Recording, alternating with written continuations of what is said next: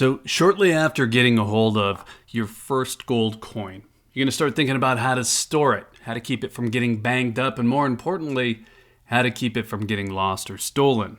So far, pretty easy. Just drop it in a capsule. If you need to move it, you could even put it in your pocket, maybe. Now, add a few more coins, different even, maybe even add some silver, start filling some tubes. Now you still have all the same things to consider, but you're dealing with scale. There's more to store, there's more to keep from getting lost, and my guess is that a lot of people get to that point, figuring it out as they go, without ever really thinking about what happens if they need to move it.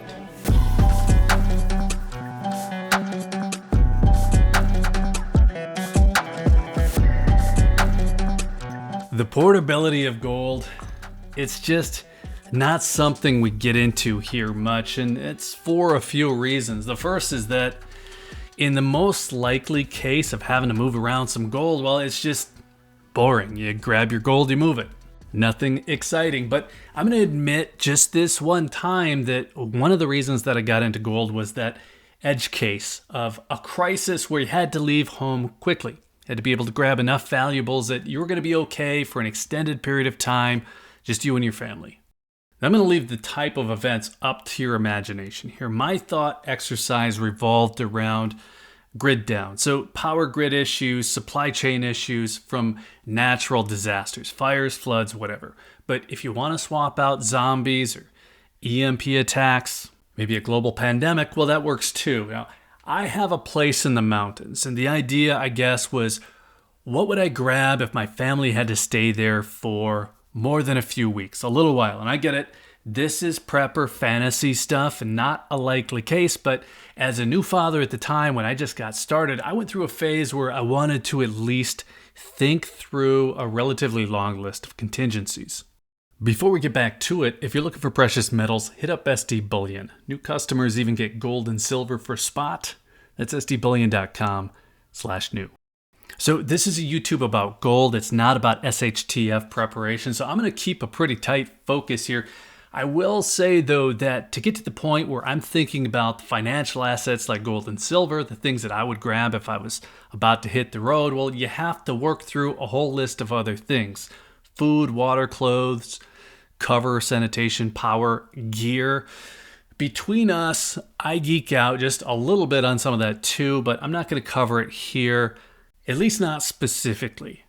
Generally and quickly, the reason I'm doing that is that YouTube just doesn't like it. I train with swords, I hunt, I shoot, and there are reasons they might want some or all of those things, reasons ranging from food to personal protection. Nothing sinister, but I don't make the rules. Now, the reason I bring this up is that grabbing all of that is the responsible thing to do, if nothing else. Taking those things with you that you don't want falling into the wrong hands in the case of a burglary while you're away. So I keep all of those things locked up and hidden at home, and I have carry cases for all of it too. If I do have to move it, some of those portable cases have locks as well.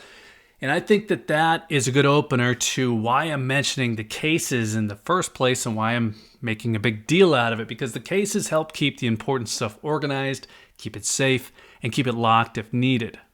So I think that's probably enough setup. We're going to get into the cases here.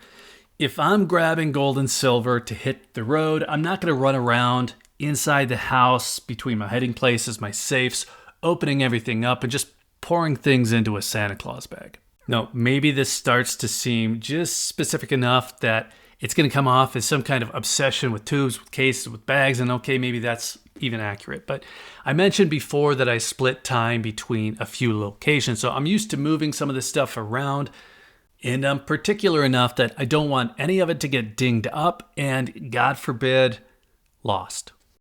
Now, in normal times, when you're just moving things from here to there, being organized means you don't have to spend a bunch of time getting things ready to go. You don't have to worry about misplacing things or scratching things or losing them in the transport. And coincidentally, all of that helps in non-normal times as well. It becomes your emergency plan.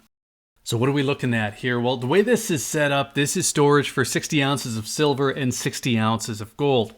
And I suppose the details aren't real important here, but we have 3 20-ounce tubes of American Silver Eagles. We have a 10-ounce tube of quarter-ounce Gold Eagles. That'll fit 40. A tube of 21-ounce Eagles, a tube of 21-ounce Buffaloes, and then a tube of 10 1-ounce Gold Maple Leafs. And as you can see, they're not all full. You're going to be seeing that throughout this video. Unfortunately, I don't have enough here to properly demonstrate a first world emergency. You're going to have to bear with me. Now, I have 2 reasons for making this video. I want to point out something that I think everyone should think through ahead of time before there's an actual emergency, and then I want to make it easy by showing what I do. So this is a Pelican ruck case. There's going to be links in the description to save the mystery, and it's a good example of what it can fit. You know, just a cool $125,000 of precious metals you have laying around. And this same case can easily fit 7 of the 1-ounce mint tubes plus 1 Royal Canadian mint tube. So that'd be 150 ounces if the way that I have it set up isn't enough for you. Now, just off frame here, what do I have? Well, I've got some cases from Condition 1. I've got some Pelican cases, some Vault-Tec cases, and a few Plano boxes. And again, we're not going to go into what's in them, but a case like this here, it's always going to be accompanied by a few other cases. Now, don't worry, I'm not advocating anything here. I'm just saying safety first. Now, I found that mint tubes are going to be the most efficient way to store gold and silver at scale, at least in my opinion. They are compact, they're shock-proof. If I drop a full mint tube or one that at least has some foam filling the gap, the coins inside are going to be safe as long as the cap doesn't pop off. And the tubes in deep storage, for me, I'm also going to tape them. Now, if you don't like mint tubes, if you keep your coins in capsules and airtight tubes, maybe you have slabs or bars or something else I'm not thinking about, well, there are a few other cases for that too, some that I like. These are also Pelican cases, and they're actually what I use inside a safe. Now, you can fit 2 tubes of 20 airtight capsules, plus maybe 5 10-ounce silver bars or 5 slabbed coins. Some mix of those, it really doesn't matter. Now, I usually have mint tubes in mine, and you can see here that I have 2 of the 20-ounce mint tubes, and then it could fit 1 slab below that. If this seems too specific, well, I just hate buying these things not knowing what fits. And as a comparison between the two, well, the safety orange ruck case, that can be dropped. It's a lot harder to lose, and hunters know not to shoot at it. But these basic Pelican cases, like the blue one here, they take up a lot less room in a safe. So what else? Well, I have these color-coded in a way that I know what's in them, and then maybe more importantly, my wife knows what's in them. I have a lot of Pelican cases, and I don't want any surprises. I don't want a box of chocolates where you never know what you're going to get. It's more important when you have kids, somebody's looking for a backup charger. You don't want them just rifling through, well, a case with a rifle in it. I tend to choose colors specifically. Black or FDE hold things that go bang. Olive green, well, that's something else. Oxblood, navy, safety orange. They don't really have meaning, the colors themselves, but when I'm traveling, I would know what's in each of those bags by color, and so would my wife. And explaining it that way seems complicated when it's not. Maybe you have a blue case for silver, maybe you have a yellow case for gold. It's going to be that easy. If you're driving, it's really not much more complicated than that. I mean, I drop cases in a bag and I go. Most emergencies, they don't involve heading to the airport. They don't involve checking or declaring valuable. So to me, this is a case of being able to get everything together quickly and keep it safe. Usually, if I'm traveling with any significant amount at all, it's probably in a backpack when it's on me just to keep it close, and it's in a compartment once I get into the car. I won't go into details there, but none of this needs to be overthought.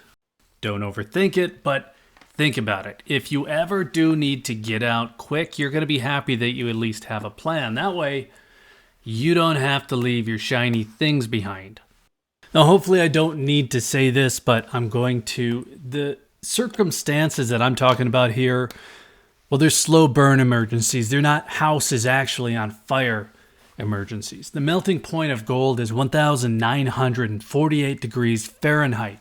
House fire might be something like 1,100 degrees. 300 degrees will melt your Pelican cases, your mint tubes, your airtight capsules, and your lungs, but it's not going to melt your gold. So if that's your emergency, get yourself out, get your family out, come back for your gold later. Now I'll get you links to the cases that I showed. They're just Pelican cases, but the links are going to take you to the exact case so you know what to expect. Now, you can use whatever you like, still be on track with this advice. Maybe you have a wooden treasure chest. That's totally cool too. I think if you do that, you actually get points for style.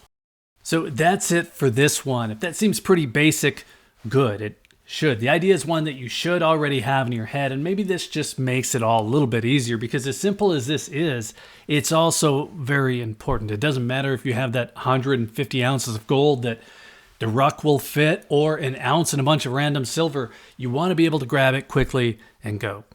Now, if this seems too basic, let me know if you want to see more on the topic. I had to cut out a few layers here to keep in line with YouTube guidelines, and just also stay clear of things that I understand not everybody wants to see. If I were to open up an Everly stock pack here and I had an SBR in it, it might not go over well. But what I do wonder is if some of that is interesting enough to cover elsewhere, to cover on that second channel that I've started up. I don't know, but I do know that I've learned to be careful with dangerous things, and I think some of it could probably be interesting. Let us know what you think, and then also let us know if you have a plan for getting your metals out of Dodge, cases, bags, treasure chests. Let us know. And then while you're in the comments, be sure to hit that like button if you found any of this interesting. Be sure you're subscribed with notifications turned on if you'd like to see more on the topic. And if you're still here, thanks again for watching. I always appreciate your time. Take care.